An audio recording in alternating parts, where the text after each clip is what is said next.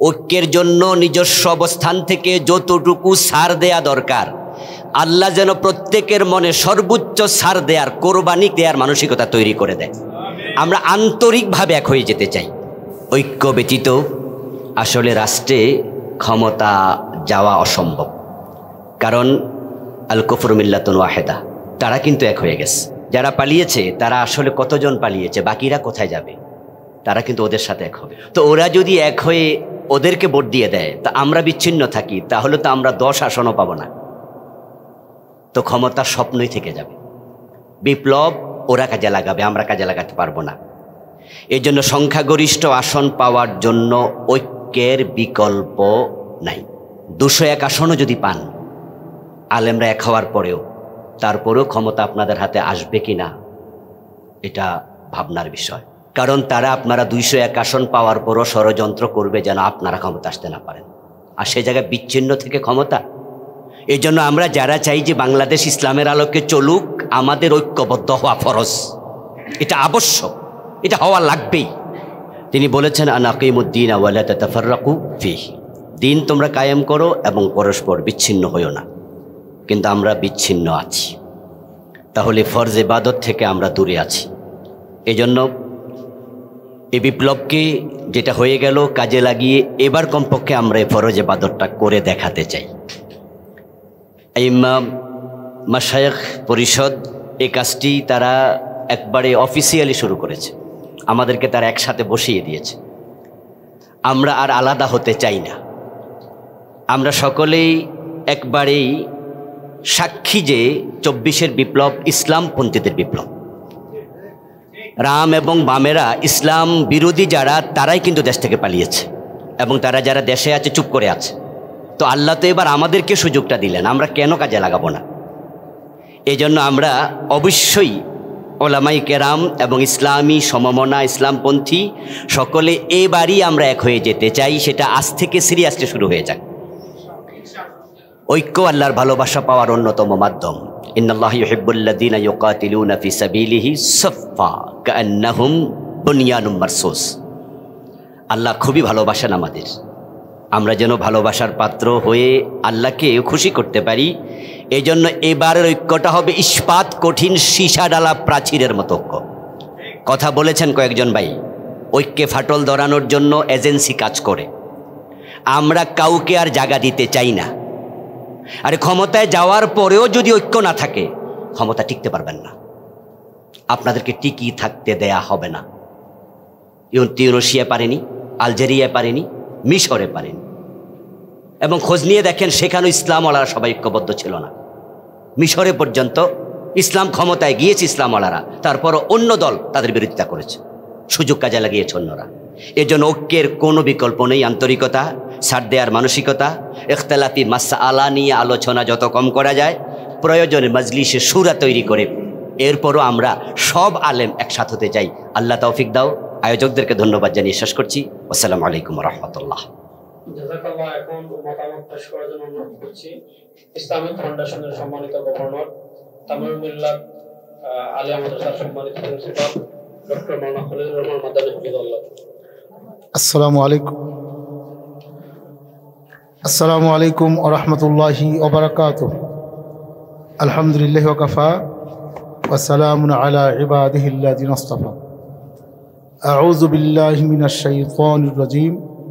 বিসমিল্লাহির রহমানির রহিম। ওয়া'তাসিমু বিহাবলিল্লাহি জামিআন ওয়া লা তাফাররাকু।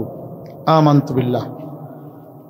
পরম শ্রদ্ধেয় সভাপতি, গুরুত্বপূর্ণ মেহমানবৃন্দ, সম্মানিত আইম্মায়ে মাসাজিদ, উলামায়ে কেরাম, খুতাবায়ে আযম, সাংবাদিক বন্ধুগণ, আইন শৃঙ্খলায় নিয়োজিত সম্মানিত ভাইয়েরা, আমরা অনেক পরামর্শ, অনেক গাইডলাইন এখানে পেয়েছি। শুধু দু একটি বিষয়ে আমি আমার ইশারা দেই, আমরা গুরুত্বপূর্ণ মেহমানদের থেকে বক্তব্য শুনব ইনশাআল্লাহ। প্রথমত হলো,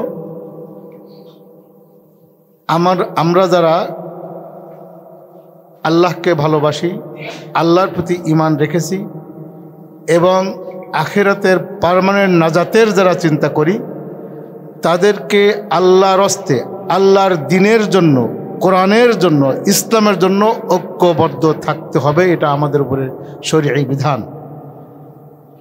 এই যে ঐক্যবদ্ধ থাকতে হবে, এই ঐক্যবদ্ধ থাকার ক্ষেত্রে এখানে বলা হচ্ছে সামনে আমাদের ঐক্য ভাবনা, সামনের সকল বিষয়ে দেশ গঠন, দেশের স্বাধীনতা, সার্বভৌমত্ব রক্ষা, আদর্শ সমাজ বিনির্মাণ, শিরক মুক্ত, বিদআত মুক্ত, সন্ত্রাস মুক্ত, অপরাধ মুক্ত সমাজ গঠনে আমাদের করণীয়। সেক্ষেত্রে ইসলামপন্থীদের সমাজ ভাবনা, আমাদের ঐক্য ভাবনা, এটি একটি অত্যন্ত গুরুত্বপূর্ণ। সেক্ষেত্রে ইসলামী শরীয়তের যেগুলো উসুল রয়েছে, 117টি আল কাওয়ায়েদে আল কুল্লিয়া আস সুগরা, বড় কায়দা হলো 5টি, কাওয়ায়েদে কুবরা বলা হয়। এই 117টির মধ্যে একটি উসুল হলো যেটি সুফিয়ান সাউরি রাহিমাহুল্লাহ থেকে বর্ণিত এসেছে, ইজা রাআইতা রাজুলান ইয়ামালু আমালান ওয়া ক্বাদ উখতুলিফা ফীহি ওয়া আনতা তারা গায়রাহু ফালা তানহাহু। যখন কোনো একটি বিষয়ে কোনো ব্যক্তিকে বা কোনো দলকে, কোনো মাযহাবকে আমল করতে দেখবেন যে বিষয়ে সাহাবীদের মাঝে ইখতিলাফ ছিল, তাহলে ওনারটা ওনাকে করতে দিন, আপনারটা আপনি করেন।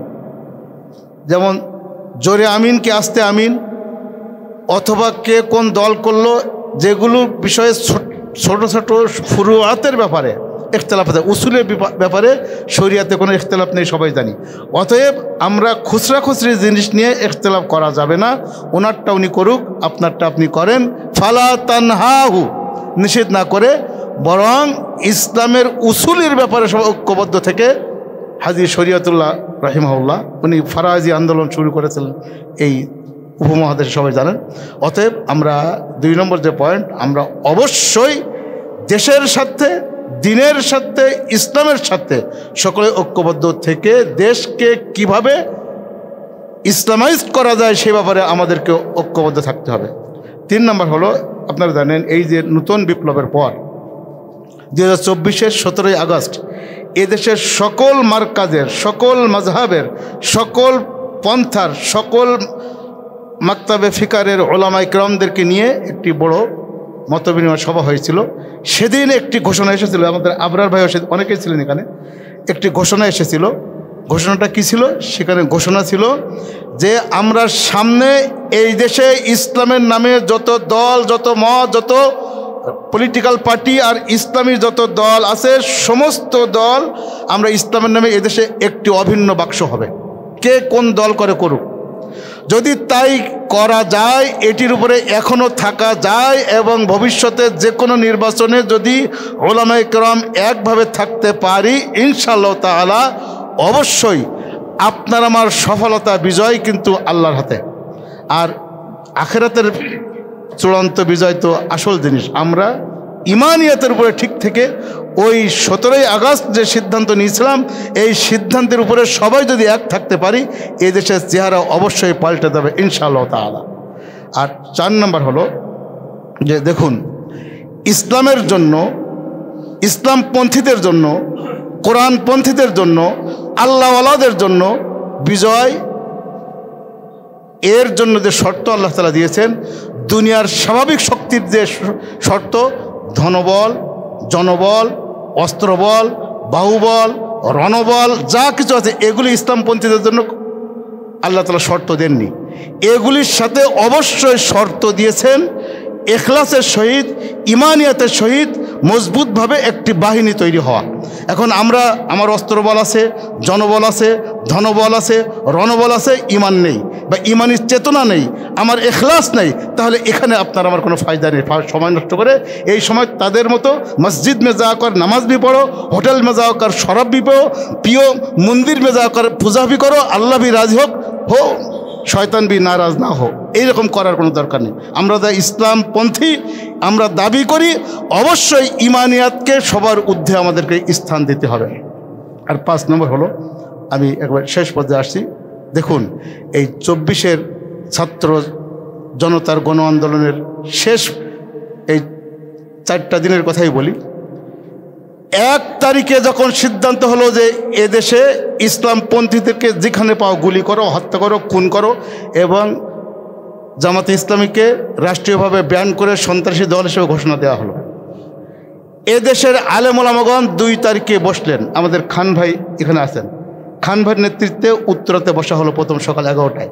এদিকে কুলকুলি বৃষ্টি, এদিকে কারফিউ জারি, জরুরি অবস্থা, একাকি বের হওয়া যায় না, কেউ ঘরে থাকতে পারেন না, আপনারা বাসায় থাকার সুযোগ নেই, ইসলামপন্থীদের দেখলেই গুলি করো, মেরে ফেলো, খুন করো। এইতে একটা রুদ্ধশ্বাস অবস্থায় সকালে 11টায় বসা হলো। আসরের পরে হেফাজত ইসলামের শীর্ষ নেতৃবৃন্দ তারাও উত্তরাতে বসলেন। সিদ্ধান্ত হলো 3 তারিখে বাইতুল মুকাররম থেকে ছাত্র জনতার ব্যানারে আলেম ওলামা মাঠে নামবেন। সবার মনে আছে 14 জন হাফেজ এবং আলেম শহীদ হয়েছিল এই বাইতুল মুকাররম থেকে প্রেস ক্লাব পর্যন্ত যাইতে। কারফিউ ভেঙে, আমি শেষ করে ফেলছি, কারফিউ ভেঙে আপনারা মাঠে নেমেছেন। এরপর 4 তারিখে ট্র্যাকে ট্র্যাকে বিস্কুট এবং পানি নিয়ে আলেম ওলামা মাঠে নেমেছেন। আর 5 তারিখের ইতিহাসটা সবার জানা আছে। আলেম ওলামাগণ অবশ্যই পারে আসাদুন নাসি বালাআন আল আম্বিয়া সুম্মাস সালিহুনা সুম্মাল আমসাল ফাল আমসাল। অতীতের সকল যুগে সকল অগ্নি পরীক্ষায় পরীক্ষিত হয়েছেন নবী রসুলগণ। নবী রসুলদের অবর্তমানে ওলামায়ে কেরাম এবং যারা যতটুকু আল্লাহওয়ালা তাদের উপর পরীক্ষা আসবে, পরীক্ষা দিয়ে ওলামায়ে কেরাম দ্বীনি চেতনা নিয়ে দেশের স্বাধীনতার সার্বভৌমত্ব রক্ষার্থে দিনদার ইমানদারগণ ঐক্যবদ্ধ হয়ে শিরক মুক্ত, বিদআত মুক্ত, অপরাধ মুক্ত, সন্ত্রাস মুক্ত, মাদক মুক্ত আদর্শ সমাজ বিনির্মাণে আমরা ঐক্যবদ্ধভাবে কাজ করে যাব। আল্লাহ তাআলা আমাদেরকে সেই তৌফিক দান করুন। আসসালামু আলাইকুম ওয়া রাহমাতুল্লাহি ওয়া বারাকাতুহু।